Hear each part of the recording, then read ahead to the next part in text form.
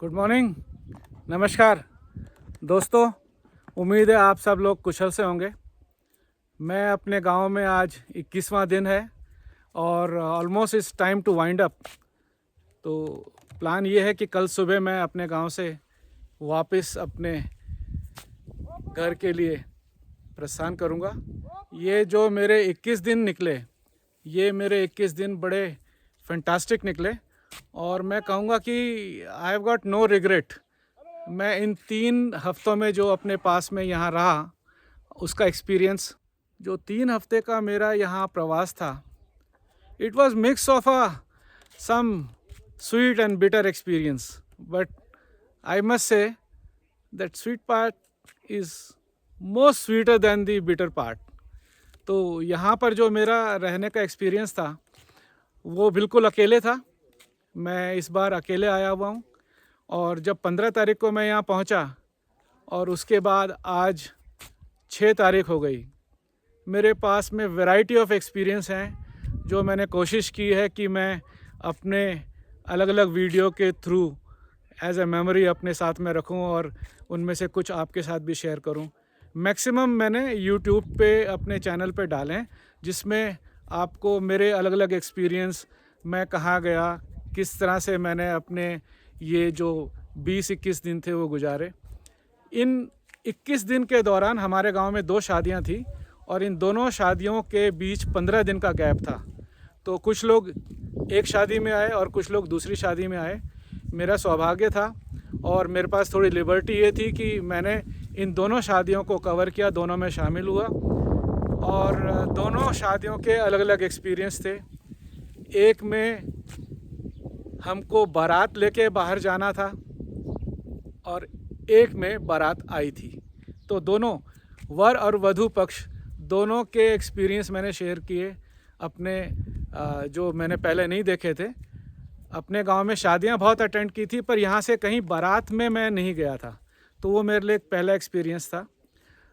और यहाँ का वातावरण अगर मैं बताऊं तो दिन में मैंने खैर अभी स्वेटर पहनी हुई है, पर अगर स्वेटर मैं नहीं भी पहनता तो हवा इतनी तेज़ है कि किसी को भी ठंड लगने का पूरा एक कारण बन सकता है। उसके ऊपर एक अच्छी बात यह है कि यहाँ पर धूप बहुत तेज़ है। दिन में इतनी धूप है कि आप अगर थोड़े हिम्मत वाले हो तो एक टी शर्ट में आराम से रह सकते हैं। आपको कहीं पर भी ऐसी चुभन नहीं होगी कि आप ठंडे प्रदेश में हैं। पर जैसे ही आप 4 बजे के आसपास का समय देखते हैं तो वो ठंड जो है, टेम्परेचर 20-21 डिग्री से सीधा 6-7 पे आ जाता है। और मैं करीब पिछले 21 दिन से मॉनिटर कर रहा हूँ, रात का टेम्परेचर 2.1, 2.2, 2.3 इस तरह से रहता है। घर के अंदर तो फिर भी मेंटेन हो जाता है क्योंकि खिड़की दरवाजे बंद हैं, थोड़े रोशनदान खुले हैं, तो उसकी वजह से 14 डिग्री, 15 डिग्री और रात होते होते वो करीब 7-8 डिग्री पे अंदर आ जाता है। तो इट वाज प्लीजेंट। आपके पास में सुविधा होनी चाहिए, रजाई हैं, कंबल हैं, और अगर ज़्यादा ठंड लगती है जैसे मेरे को लगती है तो मैंने अपने लिए वो सिलिकॉन जेल वाला जो छोटा एक कुशन जैसा होता है जिसको आप बिजली से गर्म कर लेते हैं, वो रखा हुआ है और साथ में कन्वेक्टर भी है। तो अगर थोड़ी बहुत सुविधा हो, क्योंकि मकान के अंदर अभी जिस तरह के डिज़ाइन हम लोग तैयार कर रहे हैं उसमें आग जलाना संभव नहीं है और यही एक सबसे बड़ी त्रुटि है। मेरे को लगता है कि it's a flaw in our design. हमारे उत्तराखंड में चाहे कुमाऊं हो, गढ़वाल हो, ये इतने ठंडे प्रदेश हैं कि आपको फायरवर्क चाहिए घर के अंदर। तो ये मैं भी एडमिट करता हूँ कि ये फायरवर्क जो है किसी ना किसी तरह से अगर हम क्रिएट करें, पर क्योंकि अब घरों के अंदर टाइल लगती हैं और एस्थेटिक्स का ध्यान रखा जाता है, तो ये एक बहुत बड़ी जो हमारे पास में गॉड गिफ्ट है फायरवर्क के लिए, उसको हमने एक किस्म से लगभग नकार दिया है। और पुराने मकानों में अभी भी है तो वो लोग फिर भी काफ़ी राहत पा लेते हैं और हमको अपने इक्विपमेंट्स के भरोसे रहना पड़ता है। कई बार बिजली नहीं होती, कई बार कई कारण हैं। तो firework is always has got an advantage over these all gadgets. अब मैं आपको बताऊं कि मेरे जो आज 21वां दिन है यहाँ पर, कल हम बारात में गए थे। ढाई झील से जो पट्टी है वहाँ एक गांव है सलोन, हमारे यहाँ से थलीसैंण होते हुए ये रास्ता करीब 1.25 घंटे का था जीप में, और करीब 8-10 जीपें थी और करीब इतनी ही पर्सनल व्हीकल थे जो लोग अलग अलग जगह बाहर से, गांव के बाहर से आए हुए थे। वो देहरादून से थे, रुड़की से थे, दिल्ली से थे और दूसरे प्रदेशों से थे। तो हमने ये जो सफ़र था ये करीब 1.25 घंटे का कवर किया और हम सलोन गांव पहुंचे जो ढाईजिलस्यू पट्टी में है। हमारा जो है ये कल्याणी चोपड़ाकोट पट्टी में आता है। वहाँ जाके मैंने एक रिमार्केबल डिफरेंस देखा। गांव जो है वो बड़ा है। जैसे हमारे गांव में आप पीछे देख रहे हैं कि बिल्कुल जंगल जो है वो ऑलमोस्ट गांव के, मैं कह सकता हूँ कि चेस्ट लेवल पे आ गया है, बिल्कुल सामने आ गया है। वहाँ वो जंगल थोड़ा दूर है। दूसरा, हम लोगों ने इधर पौड़ी की तरफ अपनी खेती को लगभग अबंडन कर दिया है।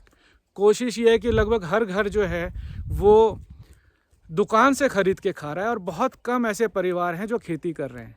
और अगर पूरे गांव की बात करें, खेती तो कर रहे हैं पर वो फिर इस तरह की खेती कर रहे हैं जिसमें थोड़ी सी कैश क्रॉप है और अपने किचन के लिए कुछ प्याज, हल्दी, लहसुन, सब्जियां और बेल पे होने वाली छीमी वगैरह, ये इस तरह से करते हैं। वहाँ मैंने रिमार्केबल डिफरेंस ये देखा कि उनके पास बड़े बड़े खेत हैं और बड़े बड़े खेत में अगर आप, जैसे यहाँ का मैं आपको खेत दिखाता हूँ, ये खेतों के बीच में आपको कई झाड़ियाँ और कई झंकार दिखेंगे।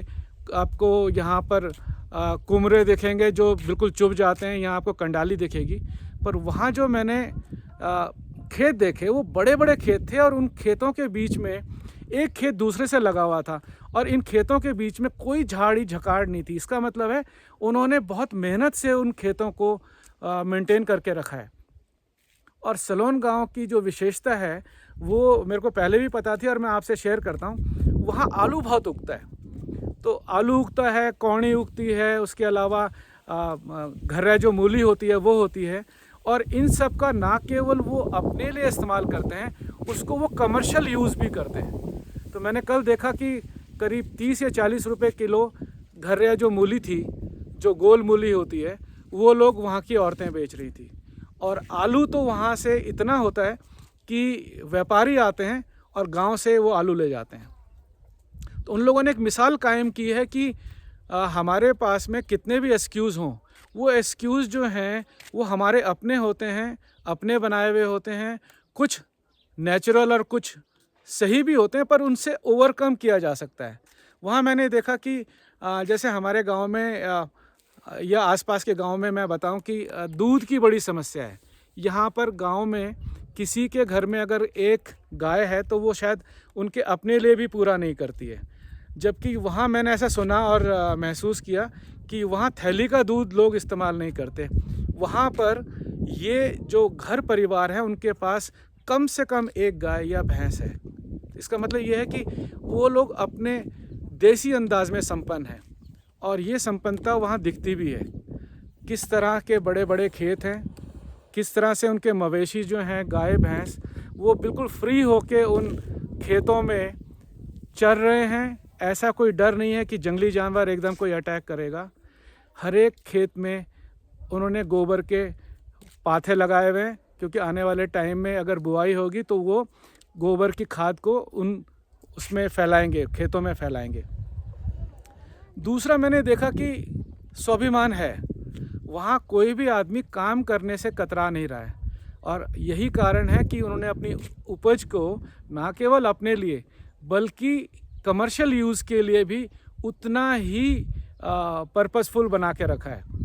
तो दो चीज़ कल मेरे को देखने को मिली। एक तो मेरे को यहाँ की शादी किस तरह से बारात में ट्रीट किया जाता है, क्या क्या रिवाज हैं और किस तरीके से वो लोग स्वागत करते हैं, नाच गाना और आतिथ्य जो है वो देखने को मिला। और साथ में ही एक दूसरी पट्टी में जाने का मौका मिला, ढाईजिलस्यू, जहाँ पर ना केवल हमने नए गांव को देखा, मैंने तो पहली बार देखा, ना केवल गांव को देखा बल्कि वहाँ की संपन्नता को भी महसूस किया।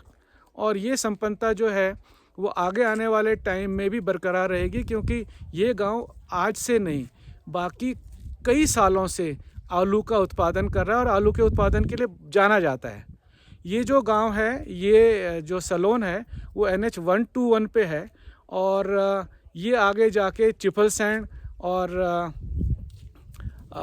पार्टी सैंड, ये जो रास्ता है हमारे यहाँ से थैली सैंड होते हुए और जल्लू कपरोली के पास है, जल्लू और पौड़ी का रास्ता छोड़ के चाकी सैंड वाले रास्ते पे है। तो कहने का मतलब है कि अच्छी तरह से सिचुएटेड है। सिर्फ दिक्कत ये जो मेरे को महसूस हुई एज अ पर्सन कि सड़क से उनका गांव करीब 1-1.25 किलोमीटर नीचे है और इसमें उतरते हुए जितनी जान लगती है उसे दुगनी जान जो है उसको चढ़ने में लगती है। तो मेरे जैसे आदमी जो इस चढ़ाई का अनुभव नहीं रखते हैं, करीब करीब 1 घंटा लग जाता है और जिसको आप लोकल लैंग्वेज में बोल सकते हैं आँख और कान और नाक से धुएँ निकल जाते हैं। तो वो एक टफ़ एक्सरसाइज थी, पर वो टफ़ एक्सरसाइज मेरे को लगता है कि फ्रूटफुल रही। मैंने एक नई जगह देखी, मैंने एक नया एक्सपीरियंस लिया, गांव की बारात कैसे होती है, कितने समय में फ्री हो जाते हैं, ये सब देखा। और गांव में जो हमारी यहाँ भंडारियों की जो बुआरी आई हैं वो तो करीब 8 बजे तक पहुँचे। हम लोग अलग अलग जीपों में थे तो हम लोग 4-4:30 बजे अपने गांव में वापस आ गए थे। तो this was my longest trip in my native village Kulyani. This is 21st day, 15 तारीख को मैं आ गया था। और जैसे मैंने पहले भी आपको बताया था कि हमारे यहाँ से जाने से पहले हमारे दूसरे ट्रिप को हम लोग डिज़ाइन कर लेते हैं कि भाई अब कैसे आना है और कब आना है। तो होपफुली ये ठंड का मौसम तो हमने देख लिया नवंबर का, पर हो सकता है कि जनवरी या फरवरी में एक ट्रिप और लग जाए इस सर्दियों में। वो अकेले भी हो सकता है, वो बच्चों के साथ भी हो सकता है। और मेरे कई मित्रगण हैं जो सिर्फ पिक्चर को देख के, यहाँ की फ़ोटो को देख के बोलते हैं कि पोखरियाल भाई एक बारी आपके साथ में आपका गांव देखना है। तो कुड बी पॉसिबल कि मैं उनके साथ आ जाऊं। और मेरे क्लासमेट भी हैं जो कई बार यही बोलते हैं कि हमने हिल स्टेशन तो बहुत देखे हैं पर गांव वाला हिल स्टेशन नहीं देखा जिसमें किस तरह से एक्चुअली में जो नेटिव्स हैं वो रहते हैं, एक्सपीरियंस करते हैं। और जो वाइब्स हैं, विलेज वाइब्स, वो नहीं मिलती। क्योंकि you could go to any commercial hill station and spend thousands of rupees for a couple of days. You will get all the treatment like hotels. So what is the use? What is the fun of that? अगर हम really village life को और उत्तराखंड की संस्कृति को, culture को देखना चाहते हैं तो I must say to everyone, visit any native place without expecting a fair and fun and flair of hotel culture. Hotel culture को छोड़ दीजिए, वो तो आपको कहीं भी एक जैसा ही मिलेगा। You could find buffet, you could find just a bell and a call and you will get the drinks and you will get all this stuffs. पर अगर आपको रहना है तो किसी उत्तराखंड के गांव में रहिए, किसी परिचित के साथ रहिए, वहाँ की डिफ़िकल्टी को देखिए, वहाँ के किचन को खुद ऑपरेट कीजिए, चूल्हे पे बैठिए and feel the heat of the firework. Then you will realize that this is fun and you can easily detoxify your life for couple of days अगर आपके पास ज़्यादा टाइम नहीं है. So I always appeal to everybody who is nature lover, just come here. Come with your family, friends and whosoever you might be knowing.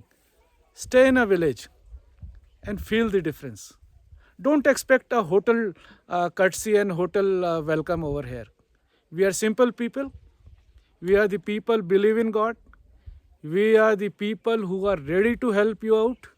But the only thing we expect is that don't litter around and don't feel with the emotions of the local people. You will always be welcome here.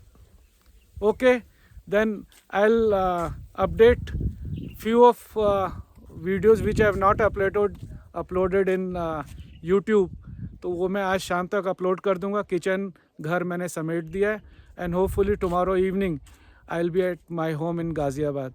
So till then, bye, have a nice day, God bless you, see you letter.